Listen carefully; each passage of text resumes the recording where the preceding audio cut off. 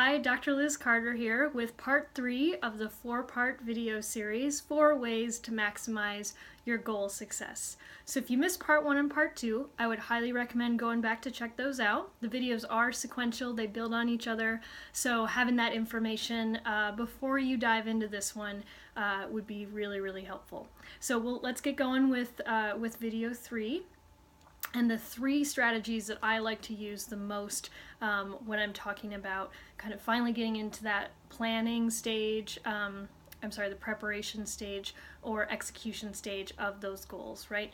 And I think this is probably the spot in goal planning and achievement that most people talk about, this kind of action-oriented stage. There are a lot of tools out there. So these are just 3 of my favorites that I've found. I'm sure that everybody's individual. There are a lot out there, so feel free to explore and find the ones that really, really work for you. But these I've seen work for myself as well as a lot of other wonderful people. So the first one that I really like is, okay, you've got this concept. Now how in the world do we figure out how to go about doing it? It can be a little bit overwhelming, especially if it's a big goal. If it's like, I want to make more money this year, how do I get there? That's a big topic to look at. So I love to start with the big concept. I used to start with kind of, a small timeline and trying to work it out and really get into the details and maybe some larger events, but it wasn't really clear to me how I would actually make that happen or get there or how to organize it. And then oftentimes the process itself would get so overwhelming, I would just kind of, throw my hands up in the air and kind of fall off the wagon, unfortunately, that way. So what I really like to do is I love to start with that big concept and work my way backwards. And the way that I work backwards is that I ask myself, what can I do today?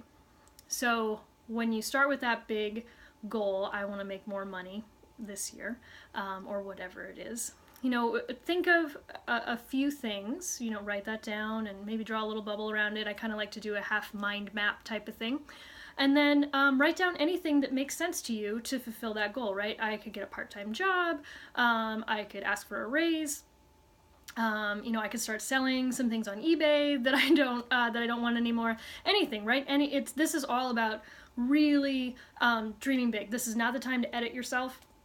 It's the time to come up with lots and lots of ideas. So let that brainstorming go crazy. And then, if it makes sense, let's look at that. I'll sell some things on eBay, right? Is that something that I can go out and do today? Well, probably not, right? What else needs to happen there for you? Well, I need to set up an eBay account. Okay, is that something I can do today?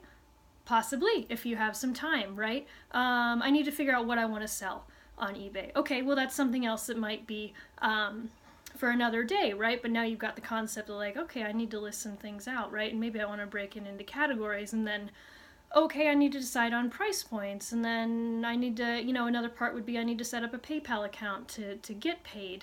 Maybe I need to do some research on how to write up my listings. Maybe I need to see if these things are actually worth selling on eBay.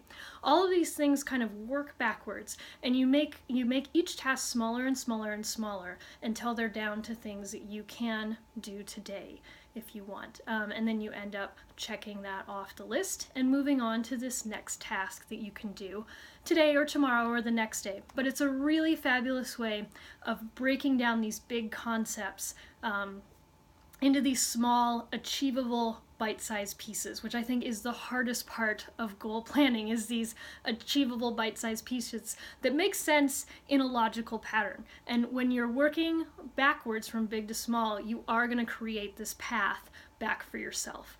So I really love this process. It works really well for me. My diagrams are never really linear.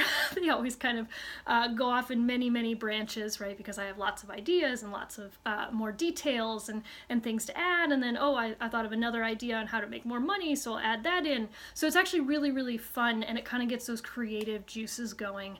So it's a great process that way to dive into. So I really highly encourage that. Get a big piece of paper, do it on your computer, whatever makes the most sense for you. but it's great, and it can be revised at any time. And then, you know, you can certainly make an organized task list if you would like.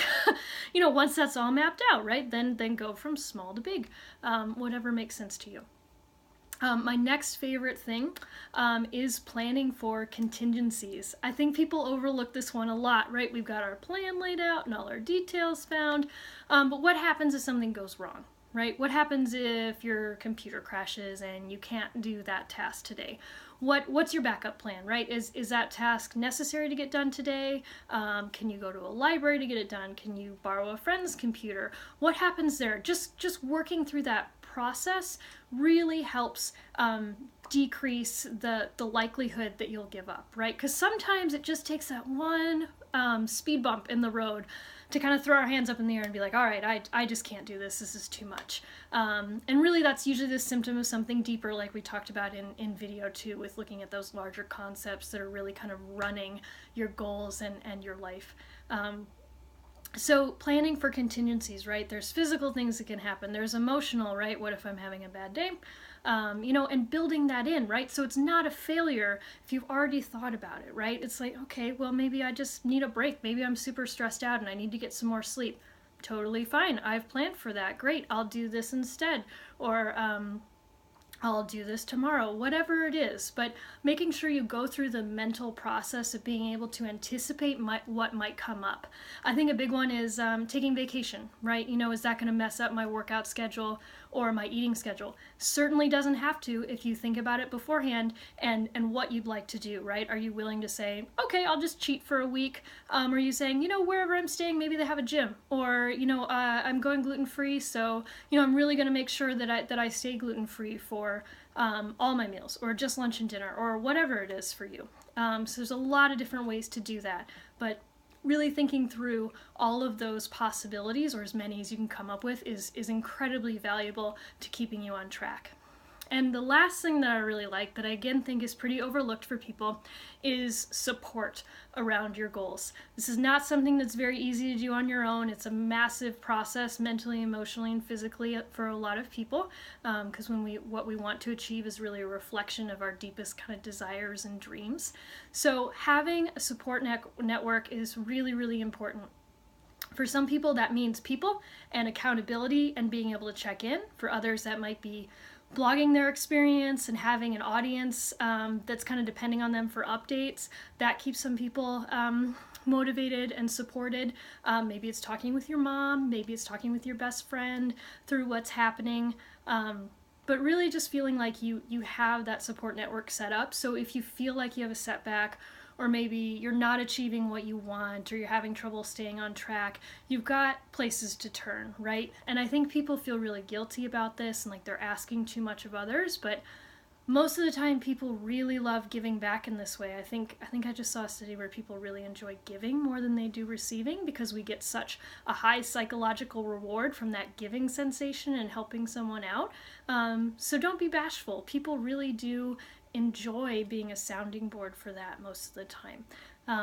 You know, and I think that, you know, you succeeding and doing well can even inspire them to maybe follow suit or join you in whatever goal you're doing. So don't underestimate the importance of support, not just only internally for yourself, but also externally in your environment and what you can bring in that way to make this process easier for yourself. Okay, so that's the third video. I will see you for part 4, where we talk about reasons why people fail and ways that you can avoid that. Okay, thanks so much. Take care.